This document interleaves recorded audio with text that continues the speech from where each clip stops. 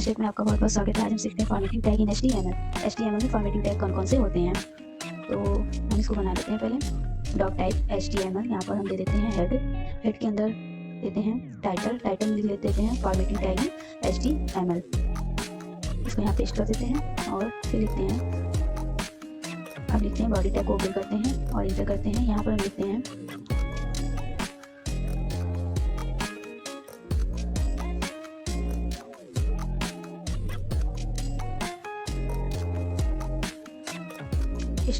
Strong tag हो या आपका बोल्ड टैग हो, दोनों काम एक ही करता है आपका स्ट्रॉन्ग टैग। फिर यू लिखते हैं, यू हमारा क्या करता है, ये अंडरलाइन को प्रेजेंट करता है। लिखते हैं आल फॉर्मेटिंग टैग, यू टैग के अंदर लिखा गया कंटेंट के नीचे आपकी क्या आती है, अंडरलाइन आती है। इंटर करते हैं, यहाँ पे इसको हम सेंटर कर लेते हैं। सेंटर करने से आपका जो कंटेंट है वो आपका जो है पेज के सेंटर में आएगा। इसको यहाँ से कट करते हैं और यहाँ पर लास्ट में पेस्ट कर देते हैं। फिर इंटर करते हैं और देख लेते हैं रन करा के कि रन में क्या दिख रहा है। अभी कुछ नहीं दिख रहा है। इसको सेव करते हैं, कंट्रोल S और रिफ्रेश करते हैं। देखिए आगे आल फॉर्मेटिंग टैग इन HTML। फिर हम आते हैं अपने सेंटर टी, इंटर करते हैं। फिर यहाँ पर लिखते हैं पैराग्राफ, बी टैग पैराग्राफ को प्रेजेंट करता है। लिखते हैं इसको दिस इज नॉर्मल, दिस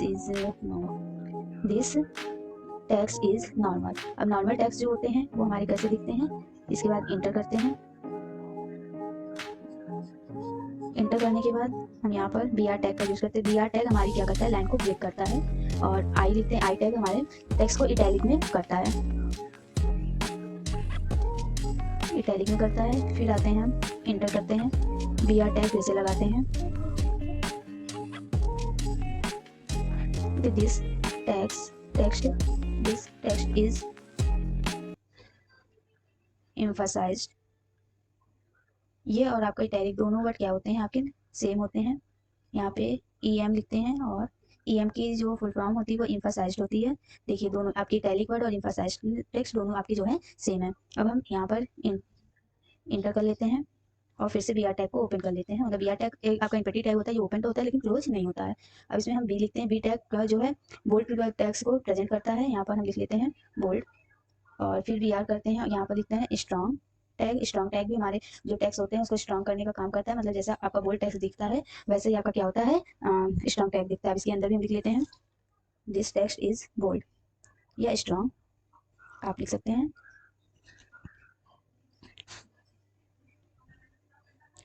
देखिए आपका बोल्ड और इटैलिक दोनों जो टेक्स्ट हैं वो आपकी क्या है, बोल्ड है। फिर BR टैग को ओपन करते हैं। BR टैग को ओपन करने के बाद हम यहाँ पर हम लिखते हैं सुपर स्क्रिप्ट। ये हमारे टेक्स्ट को क्या करता है सुपर स्क्रिप्ट करता है। ये हमारे टेक्स्ट को पावर के रूप में लिखता है। जैसे आप a प्लस b का होल स्क्वायर लिखते हो या क्यूब लिखते हो, सेम उसी तरह ये लिखने के हमारे क्या करता है, इसको पावर के रूप में करता है। तो हम यहाँ पर सुपर स्क्रिप्ट का यूज करते हैं। इसको हम लोग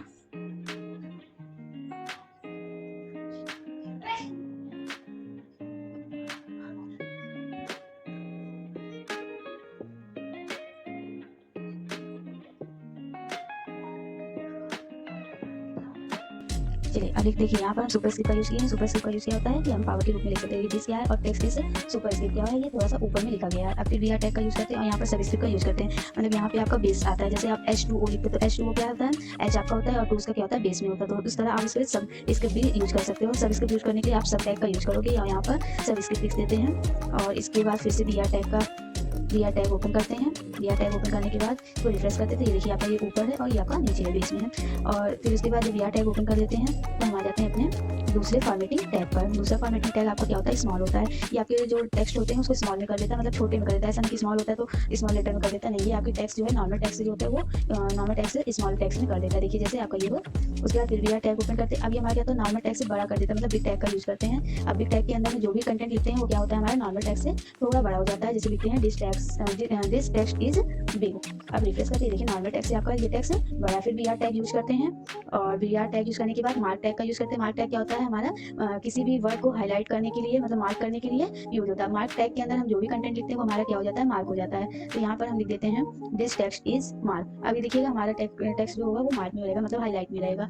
अब इसके बाद हम आ जाते हैं फिर से अपने VS कोड पर और यहाँ पर इंटर करते हैं, BR टैग को यूज करते हैं। BR टैग यूज करना, अब यहाँ पर हम यूज करते हैं अपना नेक्स्ट टैग जिसको बोलते हैं डेल टैग। जैसे हमने यहाँ पर लिखा this is wrong, this is, यहाँ पर लिख देते हैं डेल डेल क्या करता है, डिलीट करता है, हमारे जो टेक्स्ट होते हैं उसको डिलीट करता है, मतलब एक क्रॉस कट कर देगा। जैसे हम कभी कुछ लिखते रहते हैं और हमारी स्पेलिंग मिस्टेक हो जाती है तो वो क्या करता है, इसको रॉन्ग कर देता है, मतलब हम लोग कट कर देते हैं, उसके आगे सही वर्ड लिख देते हैं। सेम वही काम आपका ये करता है डेल टैग, मतलब उस वर्ड को डिलीट करके जो सही वर्ड है वहाँ पर आप लिख सकते हो।